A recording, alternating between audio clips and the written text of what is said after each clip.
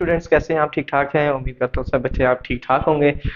मेरे लेक्चर्स आप बच्चों को समझ भी आ रहे होंगे और आप मेरे वीडियोस देखा करें और मेरे लेक्चर्स को समझा करें। और बार बार मैं आपको ये बता रहा हूँ कि जो भी टॉपिक आपको नहीं समझ आता, केमिस्ट्री का, बायो का, फिजिक्स का, आप मुझे वो मैसेज पे मेंशन करें ताकि मैं उस टॉपिक को आपको क्लियर करा सकूं। और मेरे इस चैनल को सब्सक्राइब भी करें, दोस्तों को भी बताएं ताकि वो स्टडीज़ के लिहाज से थोड़ा सा इसमें काम में मदद मदद हासिल कर सकें। अच्छा बच्चों, आज हमने पढ़ना है 10th क्लास केमिस्ट्री का मेंडल्स का लॉ जो है दो, वो हम पढ़ने लगे हैं। ठीक है, उस लॉ में जो है लॉ ऑफ सेग्रीगेशन है और लॉ ऑफ इंडिपेंडेंट असॉर्टमेंट है। तो ये ज़्यादातर बच्चों को नहीं समझ आता, पनिट स्क्वायर की नहीं समझ आती कि ये कैसे डिस्क्राइब करना है, क्या करना है।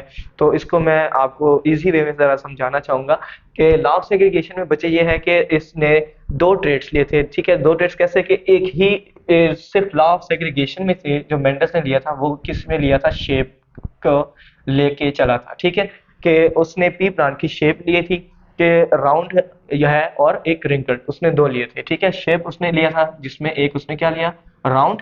राउंड को उसने क्या नाम दिया, आर कैपिटल आर, और रिंकल को उसने क्या नाम दिया, small R and small are.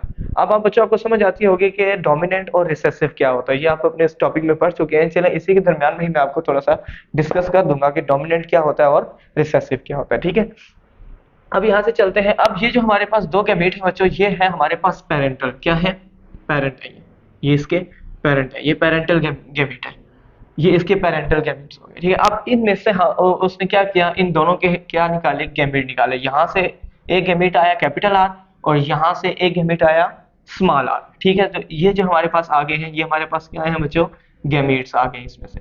ये इसमें से इन्होंने गैमेट निकाल लिए। जब इस गैमेट को इन्होंने आपस में क्रॉस करवाया है, ठीक है, तो ये क्या आ गई है, F1 जनरेशन आई है। ठीक है, क्या आई है, F1 जनरेशन। अब इसको क्रॉस करा के क्या आया, कैपिटल आर स्मॉल आर। ठीक है, कैपिटल आर स्मॉल आर। इसी F1 जनरेशन को इसने क्या किया है, सेल्फ फर्टिलाइजेशन किया। क्या किया, सेल्फ फर्टिलाइजेशन। मतलब ये कि इसी को इसी के साथ क्या करा दिया, क्रॉस करा दिया। मतलब फॉर एग्जांपल कि F1 जनरेशन जो ये हमारे पास आई थी, ये वाली, इसी को क्रॉस कर दिया इसी के साथ। ठीक है, तो इसको क्रॉस करने के लिहाज से एक इसने टेबल बनाया। मैं उसी टेबल के लिहाज से बच्चों आपको समझाऊंगा कि ये कैसे बना था। अब ये देखें, एक साइड पे उसने कैपिटल आर रखा और एक साइड पे स्मॉल आर, और दूसरे साइड पे कैपिटल आर और स्मॉल आर। इसी तरह इसने यहाँ पे एक छोटा सा टेबल बना दिया जिसकी वजह से इसको सारी चीजें जो है ना क्लियर होगी। ठीक है, अब ये देखें, ये कैपिटल आर और कैपिटल आर, ये हो गया कैपिटल आर स्मॉल आर, ये आ गया। अब हमेशा याद रखें जो डोमिनेंट होता है वो कैपिटल लेटर्स में होता है, जो रिसेसिव होता है वो स्मॉल लेटर्स में होता है। तो इस वजह से हम सबसे पहले क्या लिखेंगे, कैपिटल आर लिखेंगे इधर, और ये इसको मिला देगा स्मॉल आर के साथ। ठीक है, अब ये स्मॉल आर और अब ये स्मॉल आर रह गया, तो ये आ गया इधर। ठीक है, अब ये देखें यहाँ पे, अब हम इसकी जीनोटाइप और फिनोटाइप, अगर फॉर एग्जांपल हम देखना चाहते हैं इसको, फिनोटाइप और जीनोटाइप इसमें क्या आएगी। फॉर एग्जांपल अब इसकी रेशो अगर हम देखना चाहें, इसकी रेशो क्या आ रही है, 3:1। 3:1 कैसे आ रही है, अब ये देखें, ये आर आर क्या है, ये डोमिनेंट है। ठीक है, ये राउंड आ गया, ये क्या हो गया, डोमिनेंट। अब ये कैपिटल आर और स्मॉल आर भी क्या होगा, राउंड होगा। क्या होगा, राउंड। क्यों राउंड होगा, अब ये देख लें। डोमिनेंट जो होता है बच्चे, डोमिनेंट, अब यहाँ पे आपको समझ आएगा डोमिनेंट क्या होता है।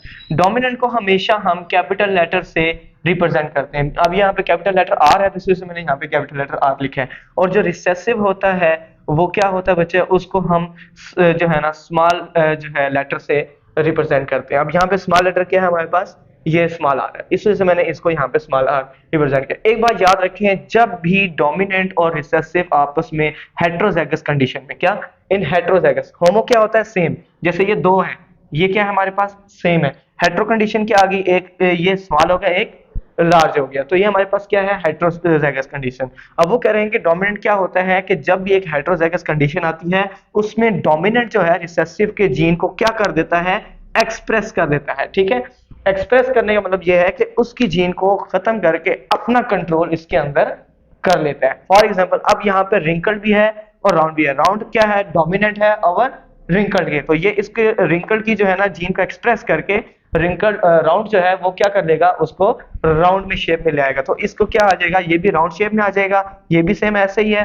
डोमिनेंट हो जाएगा, इसके ये कैपिटल ये भी हो गया, और ये स्मॉल आर क्या हो जाएगा हमारे पास, रिंकल्ड आ जाएगा, जिसकी वजह से ये देखिए राउंड राउंड राउंड तीन, और इसकी रेशियो एक एक रिंकल्ड है और तीन क्या हमारे पास राउंड है, तीन हमारे पास राउंड आ गया और एक क्या आ गया हमारे पास रिंकल्ड आ गया। इसी तरह अगर हम दूसरे इसका देखना चाहें तो ये क्या है हमारे पास डिफरेंट है, तो ये सेम थे और ये डिफरेंट आ गया है, और ये भी सेम है तो ये आ जाएगा 1 रेशियो, ये आ गया, इसको सेम करते हैं 2:1।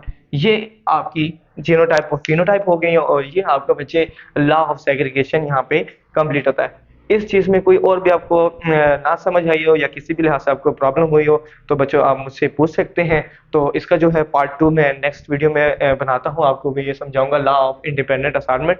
ठीक है, थैंक यू सो मच, अल्लाह हाफिज़।